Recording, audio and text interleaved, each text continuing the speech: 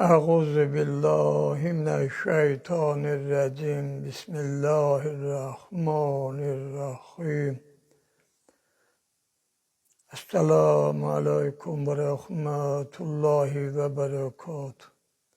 Allah'ın salavat ve selamı üzerinize olsun. Allah Teala gelen günlerinizi hayren beddeylesin. İşlerinizi avand eylesin. Çoxdandır bildiyiniz kimi söhbət eləmirəm. Əsl həqiqətən də adamın ürəyi açılmır ki, söhbət eləsin. Ancaq diqqətimiz bu müharibə ilə bağlı İran, Allah lənət eləmiş Amerika məsələləridir.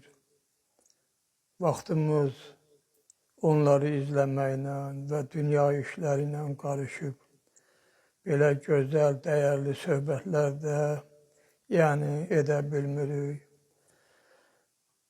Ona görə bugün istədim ki, bir qədər öz bildiyim söhbətlərdən belə ki, irəlidə sizə vədə vermişdim də, namaz bəhslərində demişdim ki, inşallah gələn günlərdə Ayətəl Kürsünün, Şəhidəllahının, Qulillahümmə ayələrinin fəzilətləri haqqında sizə danışacağım.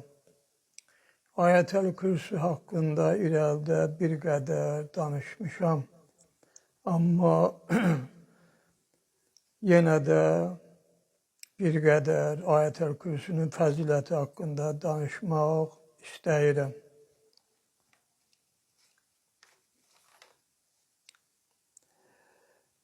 Həzrəti Peyğəmbərimiz sallallahu aleyhi və aleyhi və səlləm buyurub,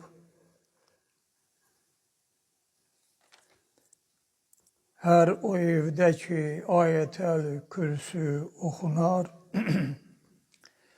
şeytanlar 30 gün həmin evi tərk edərlər və o evə və o evdə olanlara sehir,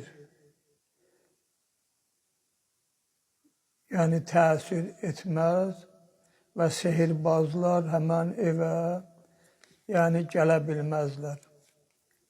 İmam Əli Əmirəl-Möminin əleyhissalam buyurub, Peyğəmbərimiz sallallahu aleyhi və səlləmdən eşitdim ki, bir gün buyurdu, hər kim hər vacib namazdan sonra Ayətəl Kürsünü oxuyarsa, onu behiştə daxil olmaqdan saxlamazlar. Behişt ona vacib olar. Amma bu şərtlə ki, günah işlərlə məşğul olmasın da. Burada məqsəd odur ki, Ayətəl Kürsünü oxuyan insan hər halda Allah'ın tanıyan insan olar. Belə insan da daha gedib böyük günahlara qurşanmasın. Hər kim onu yatanda oxuyarsa Allah Teala ona aman verər və onun qonşularına və qonşusunun qonşusuna və onun ətrafında olan evlərə aman verilər. Həmən şəxs ki, Ayətəl Kürsünü oxuyar, Ayətəl Kürsünün təsiri qonşulara da keçər. Orada o qonşuların da xeyirləri olar. Bir gün Əli Əmirəl-Möminin əleyhissalamın səhabələri ən fəzilətli ayə haqqında söhbət edirdilər. Və imam onlara buyurdu, Əli Əmirəl-Möminin əleyhissalam buyurdu, siz Ayətəl Kürsü haqqında nə deyirsiniz? Peyğəmbər mənə buyurub, ey Əli, bəşərin səyyidi insandır. Bütün bu canlıların səyyidi insandır və ərəbin səyyidi Muhammeddir. Burada fəxr olunmalı bir şey yoxdur. Sözlərin də səyyidi Qur'andır. Qur'anın da səyyidi Bəqərə surəsidir.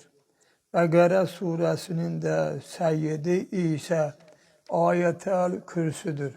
Ayətəl Kürsü Bəqərə surəsində də bildiyiniz kimi irədə demişəm. 255, 256 və 257-ci ayələrdir. Abdullah İbni Oğuf nəql edir. Gecə yuxuda gördüm ki, qiyamət bərpa olmuşdur və məni gətirdilər, hesabımı asan etdilər, məni behişdə apardılar və mənə çoxlu saraylar göstərdilər və mənə dedilər, bu sarayların qapılarını say. Mən də saydım, 50 qapısı var idi. Sonra dedilər, evlərini say. Mən də saydım, 175 ev var idi. Mənə dedilər ki, bu evlər sənindir. O qədər sevindim ki, bu vaxt yuxudan ayıldım və Allaha şükür etdim. Səhər olan kimi İbn Sirinin yanına getdim və yuxumu ona danışdım. O mənə dedi, məlum olur ki, sən Ayətəl Kürsünü çox oxuyursan. Dedim, bəli. Sonra dedim, sən bunu nədən bildin? O dedi, çünki bu ayənin 50 sözü var, 175 hərfi var. Mən onun hafizəsinin zirəkliyindən təəccüb etdim. O mənə dedi, hər kim Ayətəl Kürsünü çox oxusa, ölümün çətinlikləri ona çox asan olar. Ayətəl Kürsünü şəfa niyyəti ilə oxumaq hər vacib namazdan sonra əllərinizi gözünüzə qoyun və Ayətəl Kürsünü oxuyun və sonra bu duanı edin. Allahümmə əhfəz həqiqəti və həqqi həqiqəti Əli İbni Əbu Talib əleyhissalam. Həzrəti Peyğəmbərimiz sallallahu aleyhi və aleyhi və səlləm buyurub, hər kim Ayətəl Kürsünü hər namazdan sonra oxuyarsa, səma yarılar və birləşməz. O zamana qədər ki, Allah Teala onu oxuyana tərəf rəhmət nəzərini salar. Mələyi hakim edər ki, həmin zamanda sabaha qədər onun yaxşı işlərini yazsın və pis işlərini silsin. Həzrəti Peyğəmbərimiz yenə də buyurub, ey Əli, hər bir vacib namazdan sonra Ayətəl Kürsünü oxu. Çünki Peyğəmbərdən, Siddiq və şəhiddən başqa heç kəs onu hər namazdan sonra oxumağı qorumaz. Yəni, hər adam Ayətəl Kürsünü namazdan sonra oxumurdu. Adətən bir dəfə, iki dəfə oxuyurlar, bir də görürsən ki, uzaqlaşırlar. Amma burada qeyd edilir ki, hər kəs ardıcıl olaraq hər vacibi namazlardan sonra oxusa, bu deyilən savablar, işlər həmən adama şamil olar. Hər kim hər namazdan sonra Ayətəl Kürsünü oxuyarsa, Allah Teala'dan başqa heç kəs onun ruhunu qəbz etməz. O kəs kimi, yəni Ayətəl Kürsünü oxuyan kəs kimi.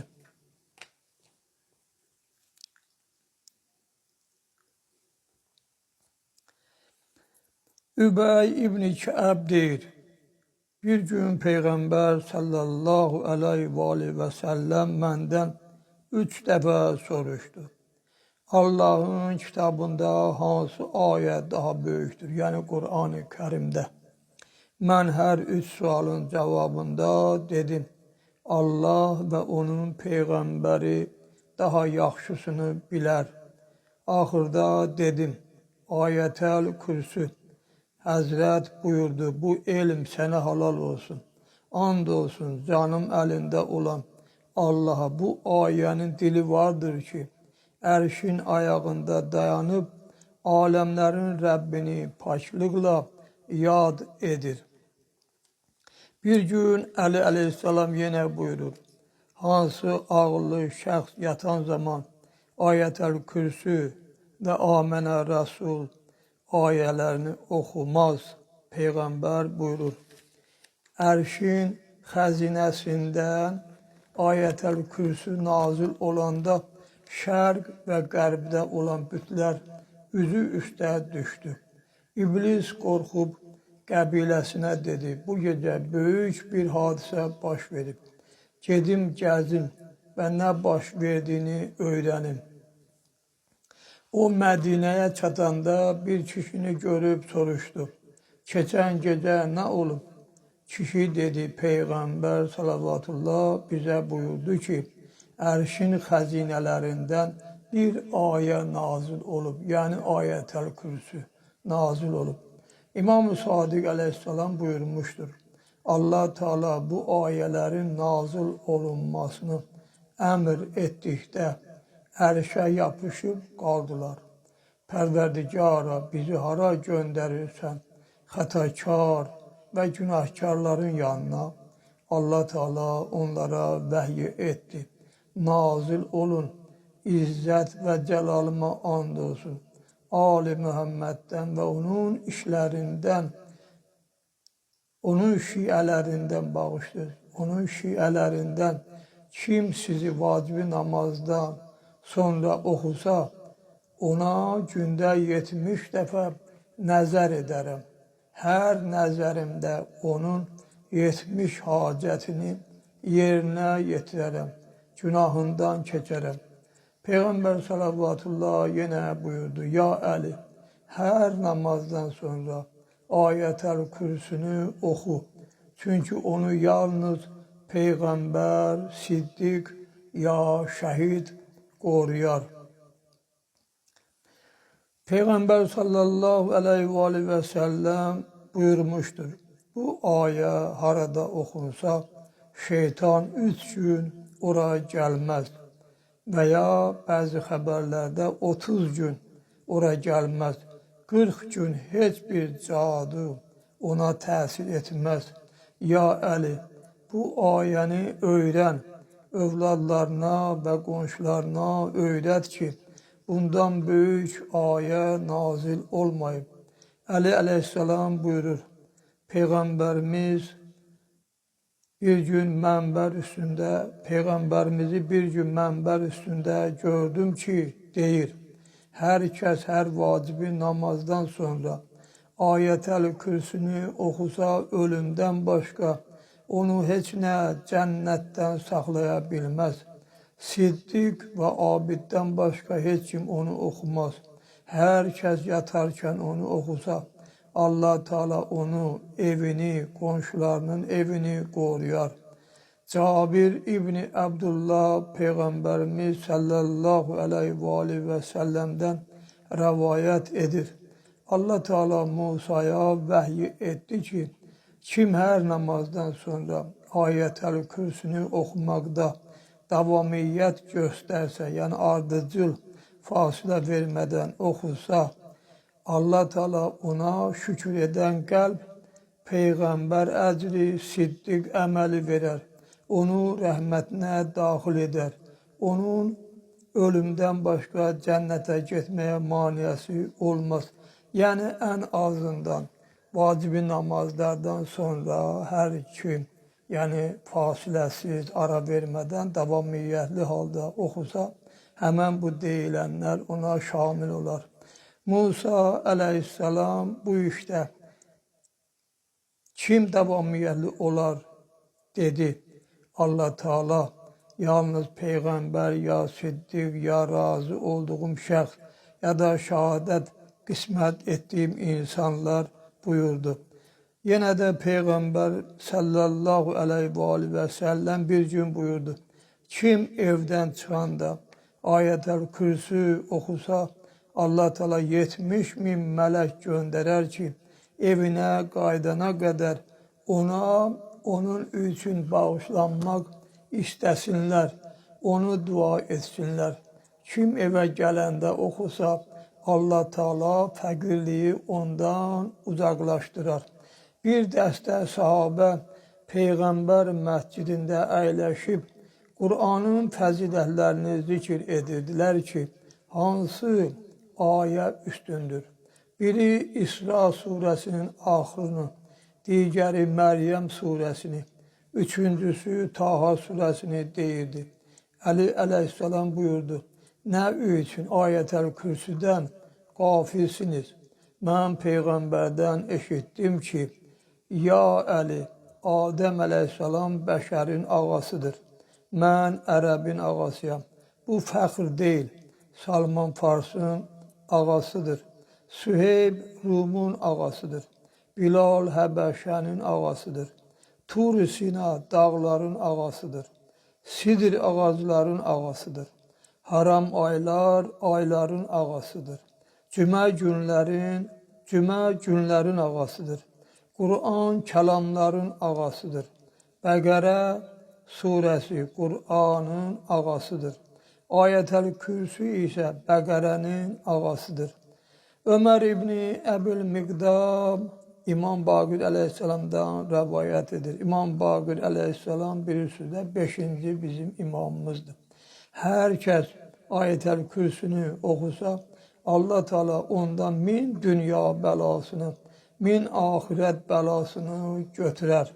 Dünya bəlalarının ən zəlalətlisi fəqirlik, axirət bəlalarının ən zəlalətlisi isə qəbir əzabıdır. Burada söhbəti dayandırıram. İnşallah bu söhbətin ardı var. Ardın edəcəyəm Allahın izni ilə. İndi isə Allah'a əmanət olun. Allah amanında qalın. Vəssalamu aleykum və rəhmətullahi və bərəkatuhu.